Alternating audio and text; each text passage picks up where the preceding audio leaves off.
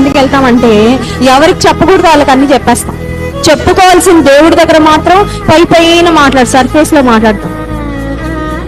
చెప్పుకోకూడని మనుషుల దగ్గర WhatsApp status లో మొత్తం నీ జీవితం అంతా పెట్టేస్తాం. You express your frustration, you express your pain, you express your whatever you're going through for all the world except to God. Sometimes we don't want to depend on the Lord, pour out our heart in the presence of God. కొన్నిసార్లు మనం ఒక కష్టం రాగానే కింద మీద పడిపోతూ ఉంటుంది.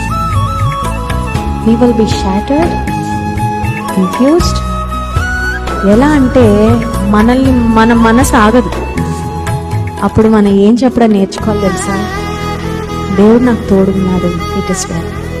Sometimes we are depressed for small little things and we start questioning where is God.